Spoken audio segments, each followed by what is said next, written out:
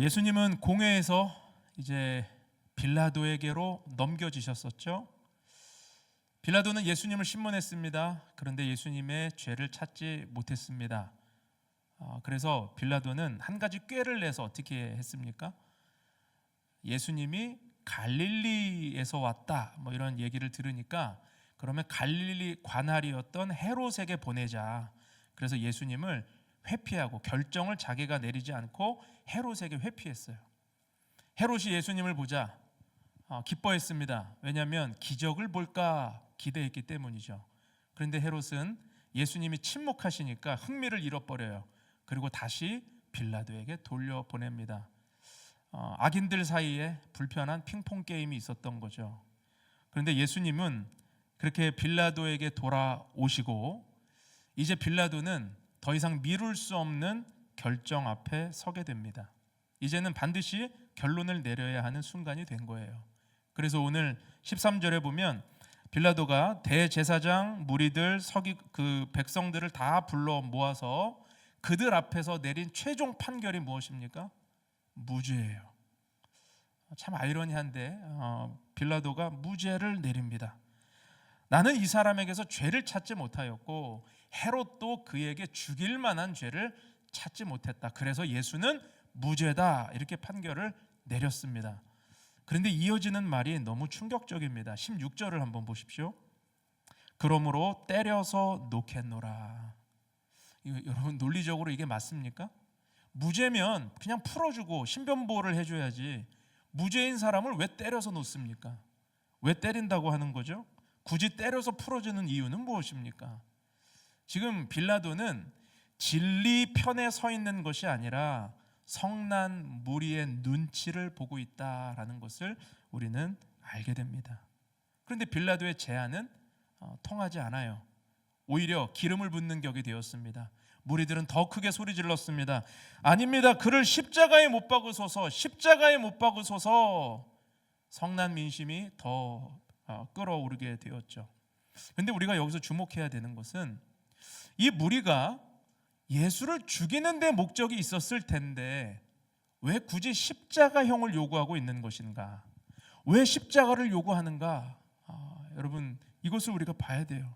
왜 십자가를 요구하는가? 매우 구체적이잖아요. 사형을 시킨다면 다른 방법도 여러 가지가 있습니다.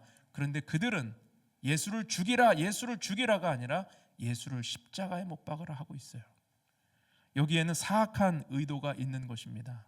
그들은 예수님을 하나님께 저주받은 자라는 프레임을 씌워서 죽이려고 했던 것이죠.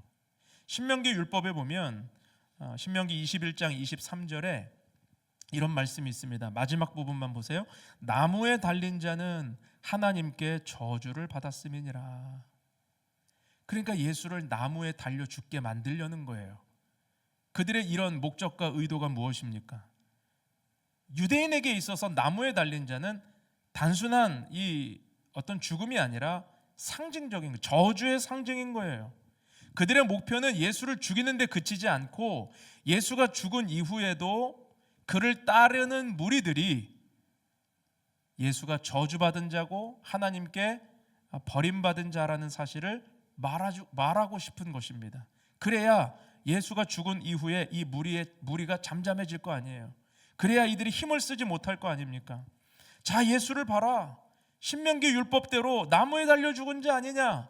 그는 선지자도 아니고 예언자도 아니고 메시아도 아니야. 하나님께 버림받은 자야. 하나님의 저주를 받은 자야. 그러니 앞으로 누구든 예수를 따르면 함께 저주를 받을 것이다. 이 말을 하고 싶은 거예요, 나중에. 그래서 그들은 예수님을 십자가에 달으라고 요구하고 있는 것입니다. 그런데 여기에 복음의 역설이 있죠.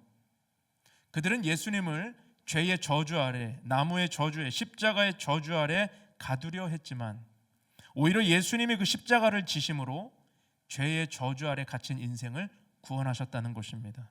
그러니까 저주의 십자가가 구원의 십자가가 된 것이죠. 바울은 이것을 갈라디아서에서 이렇게 증거합니다. 우리 갈라디아서 3장 13절 말씀을 한번 읽어볼까요? 시작. 그리스도께서 우리를 위하여 저주를 받은 바 되사 율법의 저주에서 우리를 속량하셨으니 기록된 바 나무에 달린 자마다 저주 아래에 있는 자라 하였음이라. 우리의 저주를 대신 받으신 거예요. 율법의 저주에서 우리를 속량하셨으니, 예수님은 저주를 받으심으로 우리를 속량하셨다는 것이죠. 여러분, 예수님은 죄인을 속량하시기 위해 죄인이 져야 할 저주를 대신 지신 분이십니다. 그래서 이 불의한 재판에도 한마디도 자신을 위해 변호하지 않으시는 거예요. 왜냐하면 예수님은 십자가를 지셔야 했기 때문에, 예수님은 십자가로 가셔야 했기 때문에 십자가를 참으신 것이죠. 바로 그 십자가의 역설을 우리에게 더 선명하게 보여주는 인물이 바로 오늘 등장하는 바라바입니다. 바라바는 빌라도의 두 번째 타협안이었죠. 6월절 명절에 특사로 한 명을 풀어주는 관례가 있었는데, 예수와 바라바 둘 중에 누구를 풀어주랴? 요한복음 18장을 보면 빌라도가 그렇게 요구를 합니다. 그런데 무리들은 누구를 택해요? 바라바를 택하죠. 바라바를 놓아주고 예수를 십자가에 못 박으라고 이야기합니다. 그런데 이 바라바는 누구라고 오늘 누가는 기록하죠. 19절을 보면 성중에서 밀란과 살인으로 옥에 갇힌 자라고 했습니다. 그러니까 예수님과 비교 대상이 안 되는 사람이에요. 삶의 궤적 자체가 예수님과는 전혀 비교 대상, 언급조차 할 수 없는 대상을 앞에 세워놓고 예수를 놓아주랴, 바라바를 놓아주랴. 그러니까 빌라도의 계산은 뭡니까? 아무리 그래도 바라바보다는 예수를 풀어줘라고 하지 않을까? 이런 계산이 있었겠죠. 그러나 무리는 바라바를 놓아주고 예수를 십자가에 못 박으라고 소리쳤어요. 여러분이 바라바가 누굴까요? 바라바, 바르아바. 바르는 아들이라는 아람어고, 아바는 아버지란 뜻입니다. 아버지의 아들이란 뜻이죠. 더 넓은 의미로 해석하면 사람의 아들이란 뜻이에요. 이름이 참 재밌지 않습니까? 바라바는 사실 그날 십자가에 달려야 되는 사람입니다. 오른편 왼편 강도와 함께 십자가에 달려야 할 사람은 바라바였어요. 그런데 그 바라바가 달려야 할 자리에 누가 달려요? 예수께서 달리십니다. 그런데 예수님은 누구세요? 하나님의 아들이세요. 여러분, 이 이름에 의미가 있는 것이죠. 사람의 아들을 대신하여 하나님의 아들이 십자가에 달리셨다는 것입니다. 이것이 십자가의 복음이에요. 여러분, 그런데 이 바라바가 누굽니까? 저와 여러분 아닙니까? 저와 여러분이 바로 사람의 아들이고 사람의 딸이잖아요. 우리가 바로 바라바입니다. 우리가 예수님이 우리의 죄를 위하여 내가 달려야 할 그 자리에 예수께서 달리셨다, 예수께서 나의 죄를 위하여 십자가를 지셨다라고 하는 그 상징으로 보여주는 것이 오늘 바라바였다는 것이죠. 자, 그런데 예수님의 이 십자가형이 언도되기까지의 과정 중에 가장 결정적인 요인이 무엇입니까? 오늘 23절에 보니까 소리였습니다. 우리 23절을 같이 한번 읽어보겠습니다. 시작. 그들이 큰 소리로 재촉하여 십자가에 못 박기를 구하니 그들의 소리가 이긴지라. 지금 무엇이 이겼습니까? 소리가 이겼어요. 소리가. 진리가 이긴 게 아닙니다. 정의가 이긴 게 아니에요. 양심이 이긴 게 아닙니다. 소리가 이겼습니다. 군중의 소리가 이겼어요. 진리보다 무리의 소리가 컸고, 정의보다 분위기가 강했고, 양심보다 여론이 압도한 것입니다. 여러분, 오늘 우리가 살아가는 이 세상도 소리가 강하죠. 여기저기서 강력한 소리들이 우리를 두렵게 하고 우리를 몰아갈 때가 있습니다. 그런데 중요한 것은 그런 소리들이 들려올 때 우리의 믿음의 태도입니다. 나는 무엇을 붙들 것인가? 나는 무엇을 따를 것인가? 나는 진리 앞에 반응할 것인가? 아니면 사람들의 소리, 사회 분위기, 많은 사람들이 이야기하고 외치는 그 길을 따라갈 것인가? 아니면 나의 기준은 하나님이신가? 말씀인가? 복음인가? 여러분, 시대는 바뀌어도, 문화는 다양해져도 절대로 변하지 않는 진리, 그것이 바로 예수 그리스도가 나를 위해 십자가 지셨고 그분이 나의 죄를 대신하여 나를 구원하신 구원자다라고 하는 이 진리는 변하지 않는 것입니다. 여러분, 오늘 어떤 소리가 들려와도, 어떤 강력한 소리가 우리를 몰아가도 오늘 복음 앞에 설 수 있는 저와 여러분이 될 수 있기를 주님의 이름으로 축원합니다. 우리는 세 가지 메시지를 살펴보기를 원합니다. 첫 번째는 타협이 아니라 진리를 붙들라라는 것입니다. 사람은 누구나 하나님이 주신 양심이 있습니다. 하나님의 형상으로 지었기 때문에 그 DNA가 우리 가운데 있죠.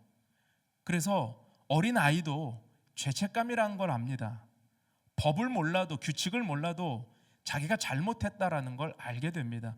그게 사람 안에 심어주신 하나님의 양심이 있기 때문이죠. 이게 짐승과 다른 거예요. 그런데 그런 양심이 있는 사람도, 또 법과 제도에 대해서 아는 사람도 자신의 유불리에 따라서 마음이 흔들리고 불의한 일에 타협할 때가 있습니다. 사실 오늘 빌라도가 바로 그런 경우죠. 여러분, 빌라도가 오늘 3번이나 무죄 선고를 하잖아요. 그들에게 2가지 타협안을 제시하면서 3번 무죄 선고를 하거든요. 왜 그랬을까요? 빌라도 최소한의 양심이 있기 때문에 적어도 예수가 죄가 없는데 내가 사형을 언도하는 건 찜찜한 거예요. 그러니까 이것만큼은 피하고 싶은 거예요. 내가 이 결정만큼은 피하고 싶다. 그래서 마태복음에 보면 빌라도가 물을 하나 떠와가지고 손을 씻잖아요.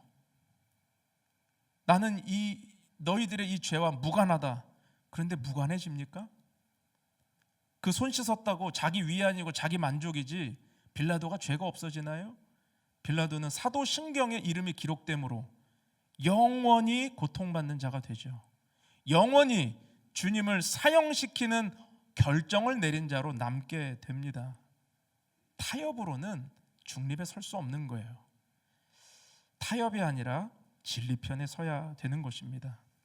빌라도는 돌아가는 분위기를 보니까 자기가 타협을 해서라도 뭔가 좀 이렇게 예수님에게 사형 선고를 내리지 않으려고 했는데 돌아가는 분위기를 보니까 안 되는 거예요.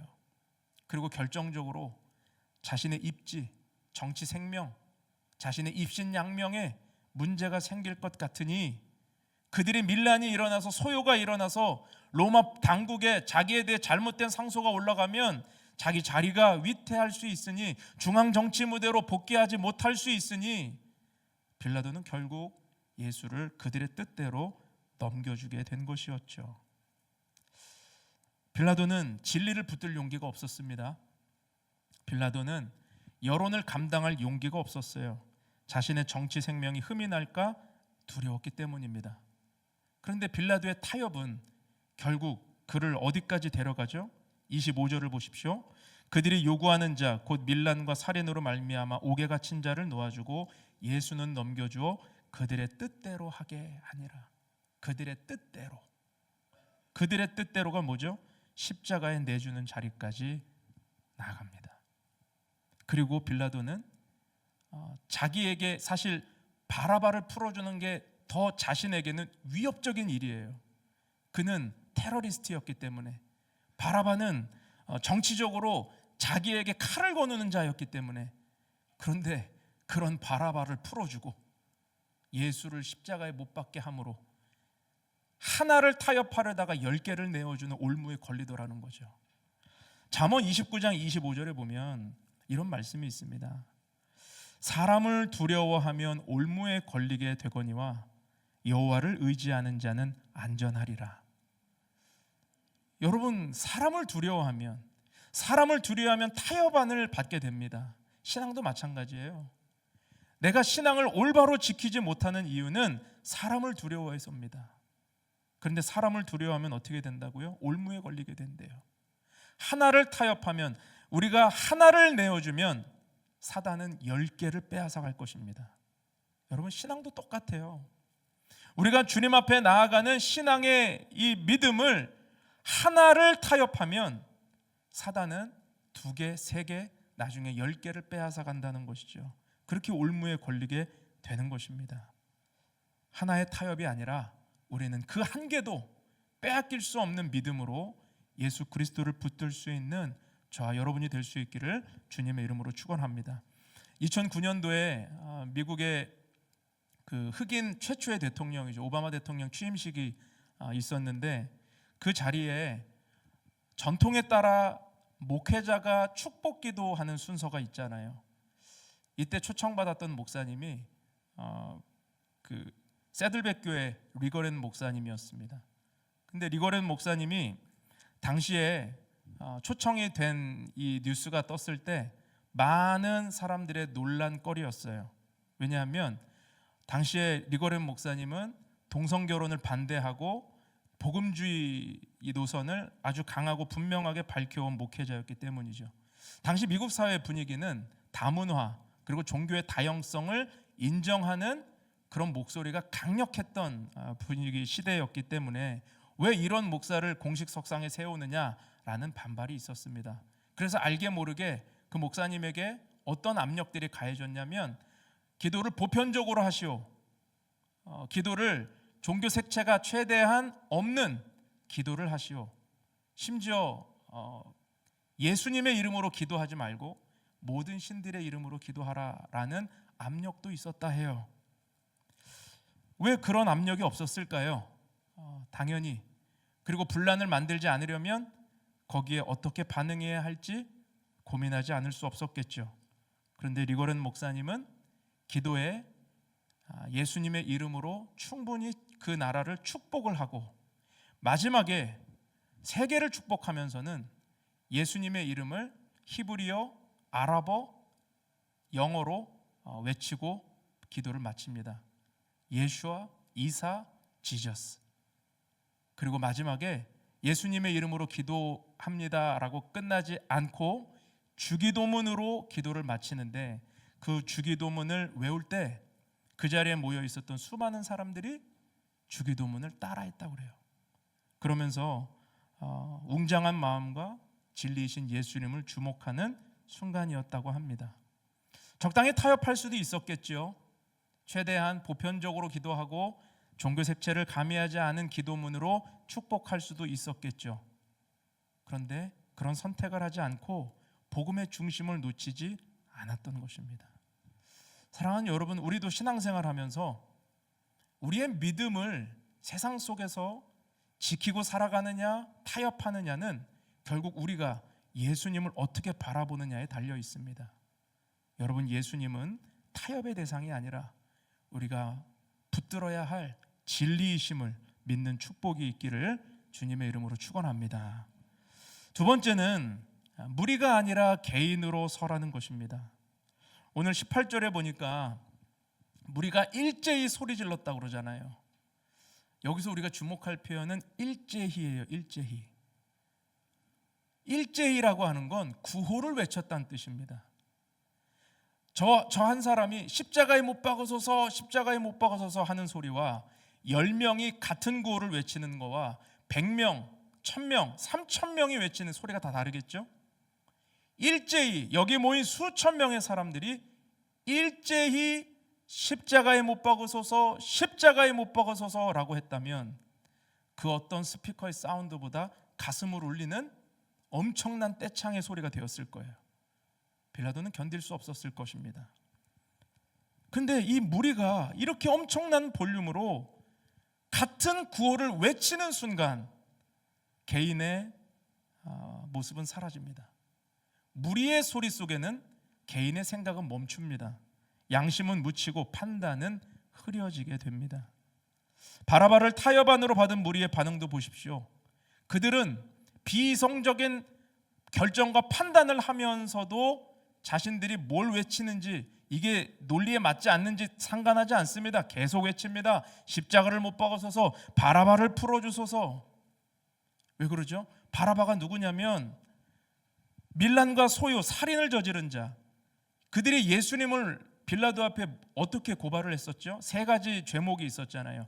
혹세무민했다, 조세 거부했다, 반란 일으켰다. 이 모든 죄가 바라바가 저지른 죄였습니다. 그런데 바라바를 풀어주라는 거예요. 도대체 이게 법리적으로 맞습니까? 이게 무슨 상황이에요 이게? 예수님에 대해서는 지금 이런 죄라고 이야기하면서 정작 그 죄를 지어서 형이 확정된 사람에 대해서는 아무 말도 하지 않고 풀어주라는 거예요. 이런 비이성적이고 비상식적인 행동을 하면서 그들은 누구 하나 바른 소리 하지 않습니다. 왜 그렇죠? 무리 안에 갇혀 있기 때문에. 십자가에 못 박으소서, 십자가에 못 박으소서. 그런데 이 무리들은 어디에서 나온 무리입니까? 갑자기 나타난 폭도들이 아니었습니다. 이 무리들은 불과 5일 전에 예수님 예루살렘 성 입성하실 때 종려나무 가지 들고 호산나 다윗의 자손이여 외쳤던 자들이에요. 더군다나 이 무리들 안에는 예수님의 기적을 보았던 사람들도 있습니다. 심지어 예수님이 오병이어 사건 때 떡을 떼고 고기를 나눠주셨을 때 그거 맛본 자들도 있었을 거예요. 이들 중에는 나사로가 살아났던 기적을 눈으로 목격한 사람도 있었을 것이고, 중풍병자 살아난 일, 나병 환자 고쳐진 일, 장님이 눈을 뜬 일, 모든 걸 본 사람들이 다 이곳에 함께 있었습니다. 그런데 그 은혜를 경험했던 사람들 지금 어디 있습니까? 뭐 하고 있습니까? 그들도 같이 소리 지르고 있다는 거예요. 십자가에 못 박으소서. 여러분, 이것이 무리의 영성입니다. 무리는 진리보다 감정에 반응하기 때문이죠. 무리는 선동에 반응하기 때문입니다. 그러나 믿음은 무리가 아니라 개인의 고백입니다. 구원은 무리지어 단체로 받는 것이 아니에요. 개인의 고백으로 받는 것인 줄로 믿습니다. 누가 하니까 하고 누가 안 하니까 안 하고, 누가 시험 들면 같이 시험 들고 누가 비난하면 같이 비난하는 건 믿음이 아닙니다. 믿음은 하나님 앞에 개인으로 단독자로 서는 것입니다. 신앙은 말씀 앞에서 주께 홀로 서는 것입니다. 감정으로 무리짓게 되면 말씀은 들리지 않습니다. 감정에 갇히게 되면, 감정으로 무리짓게 되면 진리는 들리지 않습니다. 옳은 판단할 수 없습니다. 그 무리의 영성에 갇혀서 무기력해지는 것이죠. 그래서 믿음의 공동체가 중요합니다. 믿음의 공동체의 건강함은 어디에 있냐면 성도들이 악한 일에 무리짓지 않도록 해주는 거예요.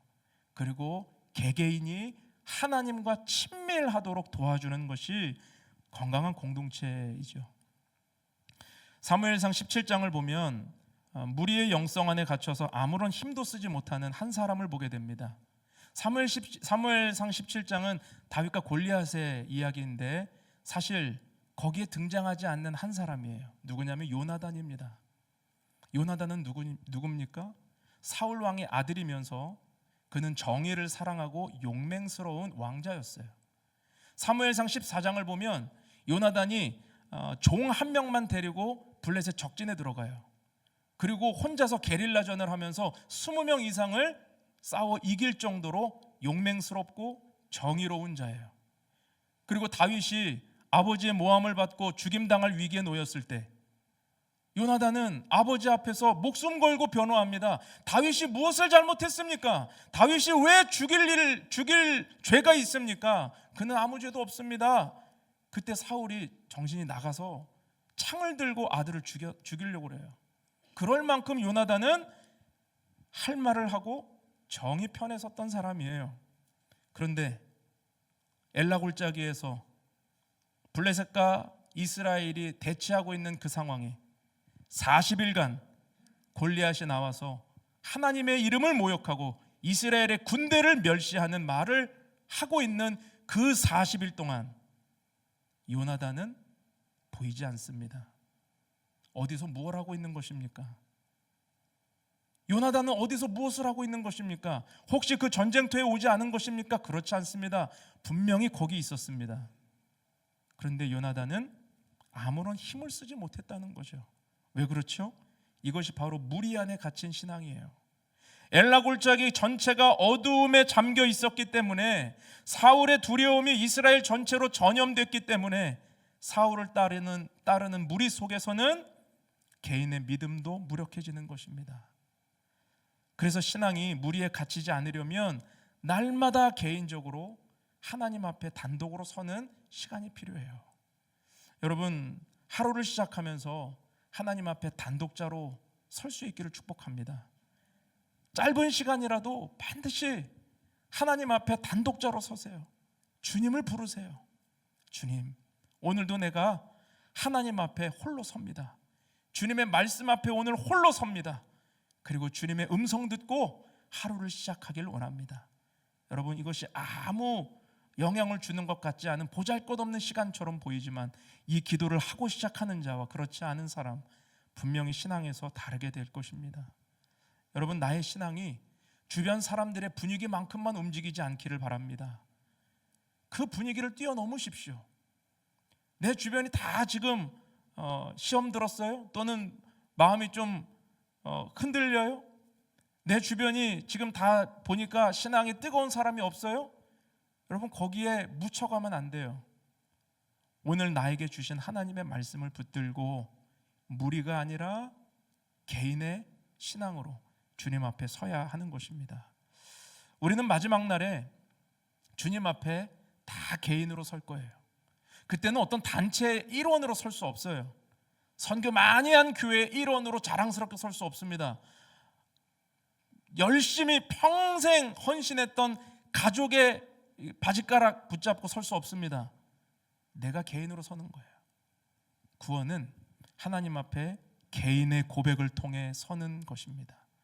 오늘 무리 안에 갇히지 마시고 나에게 주신 은혜를 붙들고 주님 앞에 나아가는 믿음의 사람들 될 수 있기를 주님의 이름으로 축원합니다.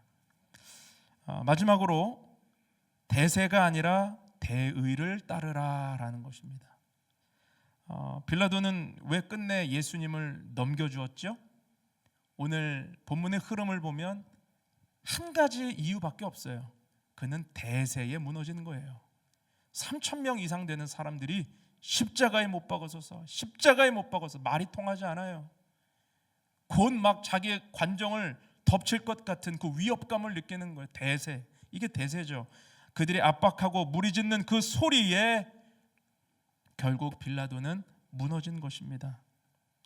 여러분, 그런데 믿음은 세상의 대세를 따르는 것이 아니라 하나님의 대의, 즉 말씀, 진리, 복음을 붙드는 것인 줄로 믿습니다. 다윗과 골리앗의 이야기로 한번 돌아가 볼까요? 40일간 그 골짜기에 흐르던 두려움의 영을 깬 자가 누굽니까?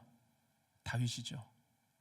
다윗은 골리앗을 보면서도 그는 하나님을 보기 시작합니다.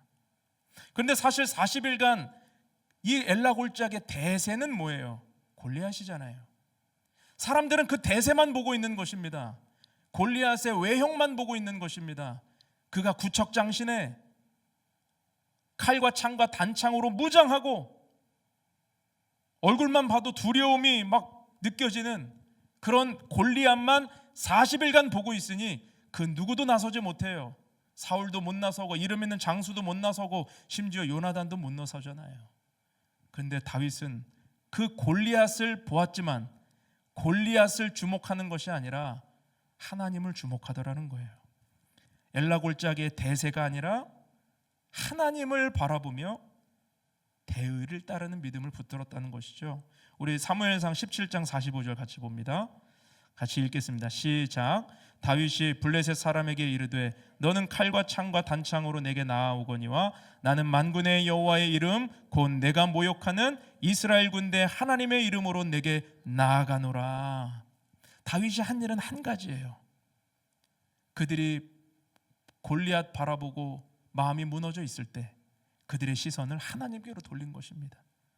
너는 칼과 창과 단창으로 내게 나아오지만 나는 만군의 여호와의 이름, 네가 모욕하는 이스라엘 군대의 하나님의 이름으로 너에게 나아가노라. 여러분, 다윗의 이 고백 한마디에 엘라 골짜기의 대세가 바뀝니다. 흐름이 바뀝니다. 사람들은 하나님을 보기 시작합니다. 그리고 다윗이 골리앗을 물리쳤을 때 기다렸다는 듯이 이스라엘 군대는 함께 나와 싸우기 시작합니다. 여러분, 세상의 두려움은, 세상의 소리는 우리를 두렵게 하고 우리를 무너지게 할지라도 여러분, 우리가 하나님을 바라볼 수 있다면, 세상의 소리가 아니라 하나님의 음성을 주목할 수 있다면 여러분, 우리의 삶은 달라지게 될 줄로 믿습니다. 여러분, 우리의 삶에 오늘 마주하고 있는 골리앗은 무엇입니까? 경제적인 어려움이 누군가에게는 골리앗처럼 다가올 수 있지요. 어디서도 돈을 빌릴 수 없는 사방이 막혀 있는 상황에서 하루하루 살아가야 되는 생활고에 골리앗이 왜 없겠습니까? 누군가에게는 질병의 아픔이 큰 골리앗으로 다가올 수 있습니다. 병원에서 진단하고 의사가 말하는 이야기에 마음이 무너지고 그 어려움 가운데 엄청난 골리앗, 세계 경제의 어려움, 시장의 고용의 불안정성, 환율이 요동치고 여러 가지 사업하시는 분들은 이런 모든 지표들이 다 대세고 골리앗일 거예요. 그런데 여러분, 믿음의 사람은 보는 것이 달라야 됩니다. 사람들이 보는 것, 세상이 보여주는 것만 보면, 세상이 들려주는 소리만 들으면 우리가 믿느냐 안 믿느냐 뭔 구별이 있겠어요. 그런데 믿음의 사람은 보는 게 달라야 되고, 믿음의 사람은 붙드는 게 달라야 돼요. 하나님을 보아야 되고 하나님의 이름을 붙들어야 합니다. 여러분, 거기에 소망이 있는 줄로 믿습니다. 교회도 마찬가지죠. 교회가 어떤 문제를 만났을 때 다 같이 낙심하고 다 같이 침묵하고 다 같이 믿음을 가볍게 여기고 무력해지면 어떻게 됩니까? 교회의 기능을 상실하게 될 것입니다. 교회는 다윗처럼 모두가 숨죽이고 있는 그 시대에 다윗처럼 하나님을 보고 하나님을 붙들고 나아갈 때 거기에 소망이 있는 것인 줄 믿습니다.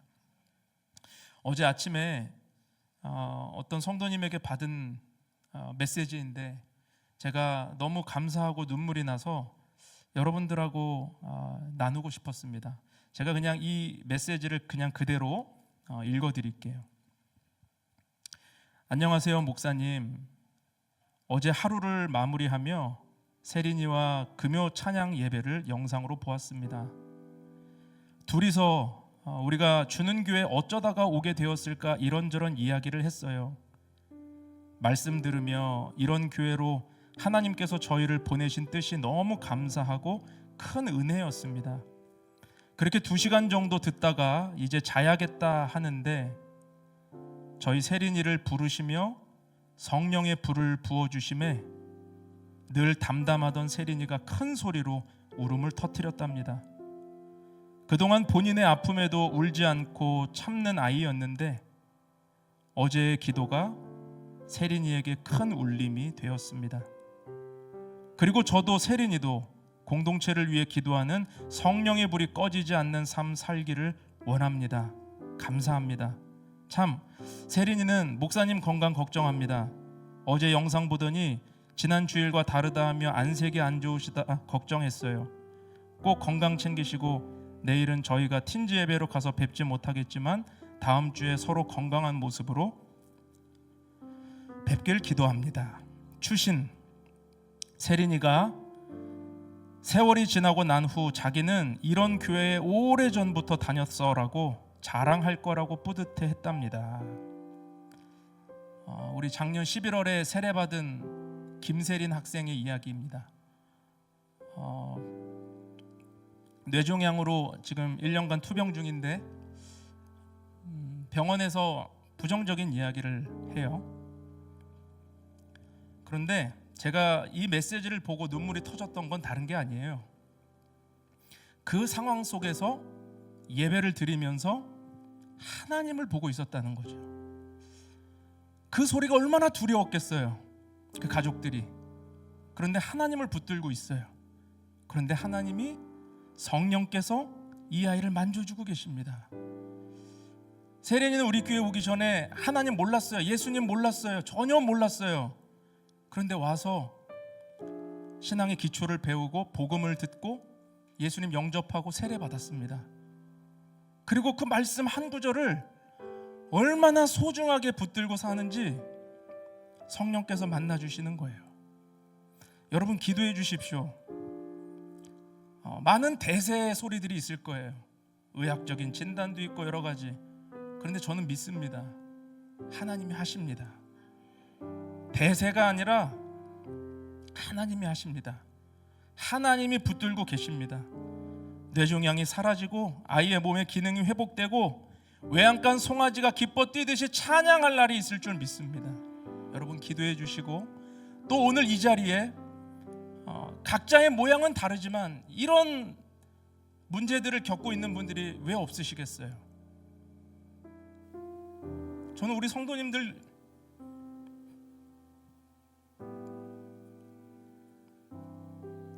위해 기도하면 정말 소망이 보이지 않는 분들의 사연을 많이 듣게 돼요. 여러분, 그런데 세상의 소리가 우리를 이기는 것처럼 보여도 속지 마십시오. 주님이 함께 하십니다. 그리고 주님께 소망을 둔 자들에게 하나님은 일하십니다. 일어나게 하실 거예요. 지금 이 과정을 잘 통과하시고 하나님과 함께 서십시오. 세상의 소리에 지지 말고 하나님과 함께 서서 마지막 때에 정말 내가 믿음을 보겠느냐, 이 마지막 때에 믿음 있는 자를 보겠느냐, 주님 말씀하실 때 주님 우리가 여기 있습니다 라고 일어설 수 있는 우리 주는교회가 되고 저와 여러분 될 수 있기를 축복합니다. 믿음으로 승리하는 한 주간이 되시길 바랍니다. 저는 오늘 말씀을 마치면서 이 찬양으로 함께 기도하려고 합니다. 말씀 앞에서 경외함으로 우리 함께 찬양하며 나아갑시다.